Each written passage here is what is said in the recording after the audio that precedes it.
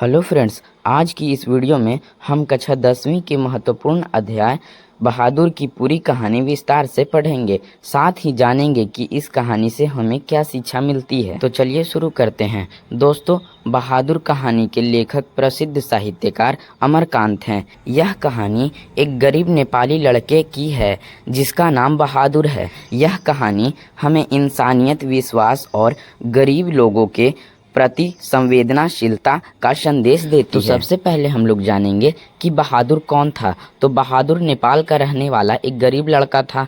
उसका जीवन बहुत कठिन था। उसके पिता नहीं थे और उसकी सौतेली माँ उसके साथ बहुत बुरा व्यवहार करती थी। वह उसे डांटती, मारती और प्यार नहीं करती थी। इन सब बातों से परेशान होकर एक दिन बहादुर अपना घर छोड़ देता है और काम की तलाश में शहर चला जाता है। शहर में काफी भटकने के बाद बहादुर को एक परिवार में नौकर का काम मिल जाता है। घर के लोग उसे अपने यहाँ रख लेते हैं। बहादुर बहुत मेहनती था, इसलिए वह सुबह से रात तक सारे काम मन लगाकर करता था। वह घर की सफाई करता, सामान लाता, छोटे बड़े सभी काम करता और कभी किसी से शिकायत नहीं करता था। धीरे धीरे बहादुर उस परिवार को अपना परिवार मानने लगा था। उसे लगा कि अब उसे अपनेपन और परिवार का सहारा मिल गया। बहादुर बहुत ही सीधा साधा और ईमानदार लड़का था। वह कभी झूठ नहीं बोलता था और न ही किसी का सामान बिना पूछे छूता।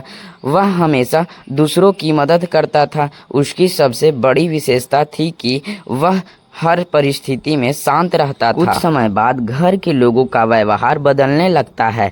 वे छोटी छोटी बातों पर बहादुर को डांटने लगते हैं, कभी कभी उसे मार भी देते हैं। लेकिन बहादुर सब कुछ चुपचाप सहन करता है क्योंकि उसके पास रहने के लिए कोई दूसरा स्थान नहीं था। एक दिन घर में कुछ पैसे गायब हो जाते हैं। घर के लोग बिना कोई सबूत खोजे सीधे बहादुर पर चोरी का आरोप लगा देते हैं। बहादुर बार बार कहता है कि उसने चोरी नहीं की है, लेकिन कोई उसका बात नहीं विश्वास करता है। उसका अपमान किया जाता है, उसे डांटा जाता है और उसके साथ बुरा व्यवहार किया जाता है। बहादुर के लिए यह बहुत बड़ा सदमा था क्योंकि जिन लोगों को वह अपना परिवार समझता था, उन्हीं लोगों ने उस पर विश्वास नहीं किया। अपमान और दुख से टूटकर बहादुर एक दिन चुपचाप उस घर को छोड़कर चला जाता है। वह किसी से कुछ नहीं कहता, वह केवल अपने स्वाभिमान और ईमानदारी को लेकर वहां से चला जाता है। जब बहादुर घर छोड़कर चला जाता है